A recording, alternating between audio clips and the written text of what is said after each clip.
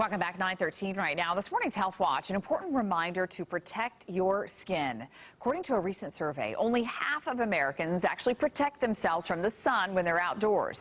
Skin cancer, of course, the most common cancer here in the United States, even though it is also the most preventable. No one knows that better than Jennifer Bloodworth. She's a young Winter Park mother of two. Never thought she would be battling melanoma.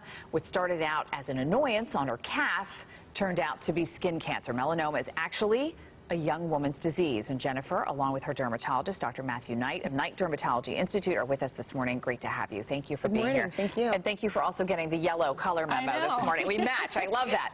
Okay, so let's talk first. Let's take me back to your story, because what I understand is you went to a doctor. You saw something, not Dr. Knight, a different doctor. You went to a doctor and you said there's something going on here, right? Yes. Okay. There was just a spot on my leg, and it was really just annoying. I mean, I kept nicking it, and it was growing, and it was real small at first, and I thought, oh, that's just kind of annoying, and then it kept growing, and, you know, you're not thinking skin cancer, you're not thinking melanoma, you're like, this is just annoying. Right. And it had really gotten visible enough that even just sitting on the couch one night, my husband was like, what is that? I was like, I don't know, it's nothing. I'm going to the dermatologist in a couple weeks, it'll be fine. You're not expecting to come home with a melanoma diagnosis. Yeah. And so I got that diagnosis and immediately started, you know, okay, what do I do? But it was your perseverance, right? Yes, because you were actually told you were told at first not to worry about it, right? It's nothing, don't worry about it. And I said, yeah, but doc, it's bothering me. Right. Like, it just is annoying. As women, we all understand, like, I'm shaving it, and it's nicking and bleeding, and can you just... And I think it's important for the viewers to know that you went to the doctor, you said, this is something's going on here, the doctor told you not to worry about it, then you went and got a second opinion, you went and saw Dr. Knight, and that's when you found out it was melanoma, right? How common is that for a patient to be told, it's nothing, don't worry about it, and then it turns out to be something? You know, it's unfortunately becoming more and more common. You know, melanoma is becoming so much more common. I think the rate in young women has doubled since the 1980s, if you can believe it. It's the #1 cause of cancer death among young women aged 25 to 35. So we've got an epidemic of malignant melanoma here, especially in Central Florida. So it's so important, to your point, that when you see something on your skin or something that looks or feels weird, you've got to get in and see the doctor. Absolutely. And keep asking questions, right, if you're not getting the answers you think are right. Also, let's talk, Jennifer's fair-skinned, right? But that doesn't always matter, right? It doesn't. You know, we mention all the time that Bob Marley died of a melanoma on his toenail. Yeah. So the classic places to get melanoma in a female would be below the shin, as you can see the scar. On the men, it's the back, but you can get melanoma and skin cancer anywhere. So we're always harping on hairdressers to look in the scalp or to look all over. And most importantly, if you're at risk or you've had blistering sunburns or you have a family member with a history of melanoma, it's time to make that appointment with a board-certified dermatologist and get your skin examined, because you never know. And I think it's fascinating, too, that one of the most common places for women to get skin cancer is actually on their calf, right? And don't we always say to ourselves, oh, I'm not going to put lotion on my legs, right, because I want to get a little color. They always look better with color. Sure. And, you know, you think your face, you think your arms. I've had, you know, little spots taken out, you know, upper body.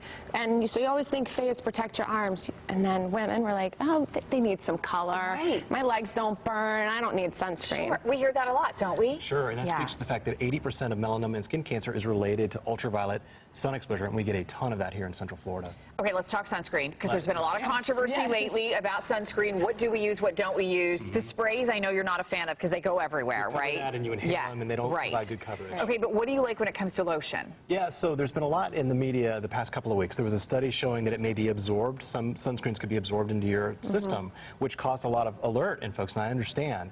The thing is, even the authors of that study said, don't use this as an excuse not to use sunscreen, because it can save lives. Like, we don't know what the meaning of that is, and we need to do more study. There's also towns like Key West or states like Hawaii that have banned certain sunscreen ingredients because they feel like it harms the coral. And that doesn't really take into account the effect of runoff and pollution and warming of the temperature and all other kind of overfishing and things that can affect the coral. So, you know, maybe sunscreen's playing a role, maybe it's not, but what I want to point out that it's critical to know that melanoma can be a fatal cancer if not caught early, and we know that ultraviolet light is directly linked to cancer of the skin. That means sunscreens, hats, cover-ups, rash guards for the little kids are so important. So make sure to use the sunscreen. And if you're really concerned, use my favorite sunscreen, something called zinc oxide, which is an inert metal, provides great UVA, UVB coverage. It's the one that's real colorful, right? The lifeguards, you see the big bright lines on their not face. always. It used to be.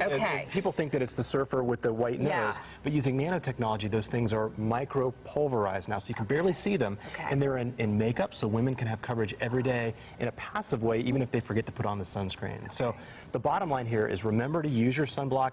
Be smart about the sun. We get a ton of it here in Central Florida, and if you see something weird on your skin, make sure to ask your doctor about it. And make sure you go get those annual checks, right? It takes not very long. You go in, you get checked. Okay, I'm good, doc. Time to go. Right. Yeah, exactly. Until the next year. Jennifer, thank you so much You're for welcome. sharing your story with much. us this morning. And we're so glad you're okay now. And we know you're going to be getting those checks. Dr. Knight, Thank you. Great to have you both.